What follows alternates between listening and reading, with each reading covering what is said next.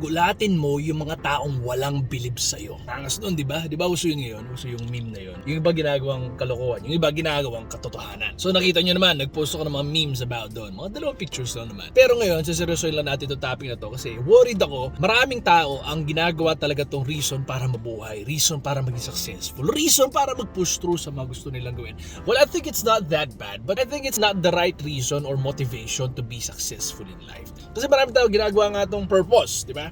Gusto nilang pabilibin yung mga taong walang bilib sa kanila, hindi nabibilib sa kanila para maging successful. Or vice versa. Hate ko itong mga tao na to Hindi naniniwala sa akin itong mga to So gusto ko silang pabilibin, gusto ko silang angasan. So to try ko mag-push through na success para pag nandun na ako, tatawanan ko na itong mga putangin na to. Make sense? Aminado ko, I've been in that phase before. Kasi sobrang desperado ko sumikat, sobrang desperado ko mag-excel sa lahat ng bagay na lahat pinasukan ko na. And in the end, it boils down to me pa rin kung magiging happy ba ako sa buhay ko. It doesn't have any great impact or big impact sa mga taong tinatry kong pabilibin. I'm an entertainer. I'm an artist. Yung role ko is mag-entertain ng tao. Pabilibin yung mga tao hindi nila ako kilala. Hindi ko pinapabilib yung mga tao walang bilib sa akin. There's a big difference in that. And again, I've been in that phase and it's not a good place to be in. Trust me. Pwede kang mag-grow, pwede kang mag-excel, pero yung balik sa'yo eventually in the long run, hindi siya maganda. Masisiraan ka lang lalo ng ulo, mag-obsess ka sa gustong pabilibin mga tao kaysa sa mag-grow ka. Tanong ko dito, sa mga taong ginagawa to, anong purpose nyo? Gusto nyong angasan tong mga tao na to? Tumas yung ego nyo? Gusto nyo may ma-post kayo sa Facebook pag malaki para yung mga kamag-anak nyo, yung mga tao na hindi naniniwala sa'yo, mabilib. Kasi baka magkaroon pa nga ng negative connotation yun or impact sa kanila kasi nga, eto mga tao, di na bilib sa'yo, nananiling ginagawa mo, tapos nag-excel ka bigla. Yung mga matitigas ng puso, na katulad mo, mas lalo lalayo yung loob, mas maging hate ka nila. So, hindi siya effective. That's one example pala. Possibly, lumayo lalo ang loob ng mga kaibigan mo, mga taong malapit sa'yo, na nag-excel ka nga, nagulat mo sila, tapos, ang taas na tingin mo sa sarili mo, ayaw mo na silang kausapin. Parang, ikaw yung dati hindi naniniwala sa akin. Ngayon, kuwari kilala mo, kuwari close mo. Ang negative, sobrang negative. I want you guys to understand that in life, it's not about these people na kailangan mong pabilibin. I think what's more important is pabilibin mo or gulatin mo yung sarili mo. In a way na nakayanan mo yung mga bagay na di mo expect na kakayanin. Instead of laying down all day, doing Facebook, playing games, and aminado. So ganun. Try mo maging productive. Regardless kung maliit man yan o malaki, try mo mag-exercise, try mo mag-workout, mag-explore ng new hobby. Instead of matulog lang pag day off, pag nakuha mo na yung konting pahinga, try mo mag-explore ng mga bagay or interest. Try mong lumibot. As in literally, try everything. Kasi minsan doon mo makikita kung ano yung kaya mong gawin And pag babalikan mo yung mga bagay mabibilib ka na buti na lang sinubukan ko. Buti na lang nag-try ako. Kasi di ko naman alam na aabot ako dito kung di ko sinubukan. Kung di nag-start sa unang push. Kung di ko ginula yung sarili ko na pwede, okay, try natin to. Wala nang questions, gagawin ko to.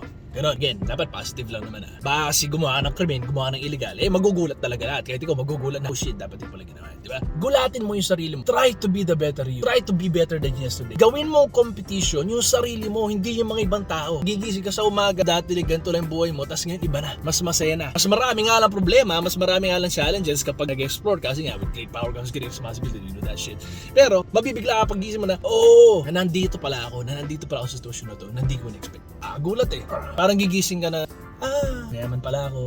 Successful ako. Ano pa? Yun, di ba? Masarap sa feeling ganon. Gawin mong rival yung sarili mo. You don't have to try to be better than everyone else or someone else. Try to be better than yourself. Try to be better than yesterday. Yung kasi yung nagiging goals ko today. Regardless kung nagiging successful ako sa mga pinapasok kong linya, sa mga ginagawa kong bagay, ang importante, alam ko sa sarili ko na, okay, nagagawa ko pala itong mga ganitong bagay. Try kong i-push yung limits ko. Try kong i-push kahit ang dami ng problema, ang daming iniisip. Kasi tinatake ko ito as challenges. And gusto ko, one day, in the future, maybe 5-10 years from now, kung buhay pa ako, magugulat ako sa sarili ko na, buti na lang ginawa ko itong mga bagay na to. Buti na lang nung time na gagawin ko na to, hindi ako natulog, hindi ako nagpuyat. Buti na lang nung time na to, hindi ako naglibot, hindi ako nag-inom, hindi ako naglaro ng games. Buti ginawa ko to. Buti pumunta ako dito. Buti nag-try ako mag-push. Buti kahit pagod na ako, masakit na yung parang nung pilay na ako, wala nang nakikinig sa akin, wala nang sumusuporta sa akin. Pinush ko pa rin kasi di mo alam na nandun na pala yun Kasi failure will always be there Hindi na nakakagula yung pumalpak, hindi na nakakagula yung problema. Lagi na dyan yan, parte ng buhay natin yan. Mas masarap kung magulat ka kasi naging successful ka, na-overcome mo yung failures, na-overcome mo yung mga struggles, and nandito ka ngayon sa lugar na hindi mo in-expect na darating ka. There's actually no need to gulat-gulat everybody. You know, there's no need to make gulat-gulat to those people that don't make believe in you. Just make gulat to yourself. Eh kung makulit ka talaga, gusto mong gulatin, eh di punta ka sa likod nila, hindi nila tapos sabihin mo, rar. Wala namang masama manggulat eh. Importante, wala lang sakit sa puso yung gugulatin mo.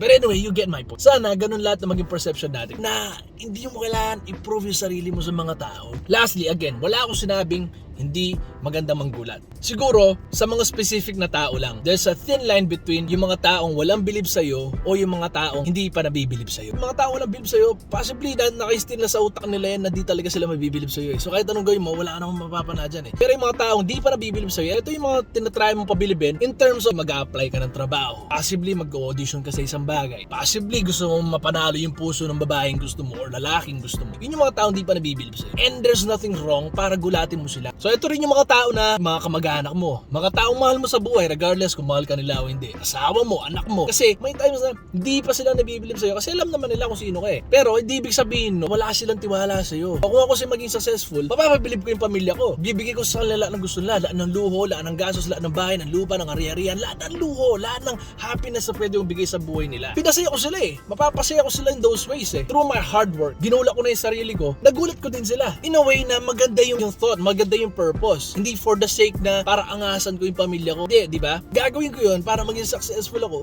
Para mapasaya ko itong mga tao. Simple as that. Para maging successful din kami sama-sama. Para maging successful yung mga business partners ko. Para maging successful din yung mga friends ko. Para masaya yung buhay namin. Because we only live once in this life. So, kung ubusin natin yung oras natin para pabilibin yung mga taong hindi nabibilib sa atin. It's really a time wasted. This your word. I'd rather papabilibin ko, gugulatin ko, sarili ko, or yung mga taong mas mahal. Kasi alam ko, maganda yung magiging impact ng para sa amin. So to sum it up, gulatin mo yung sarili mo. Be the better version of you than yesterday. And gulatin mo yung mga taong hindi pa nabibilib sa'yo. Hindi yung mga taong walang bilib sa'yo ha. You never change those minds eh. Kung ako tatanungin kung sino yung mga reason ko bakit ako magpupush through sa buhay to be successful, it will be my family, it will be my wife, it will be my children in the future, the friends I have. So yun, I hope that makes sense.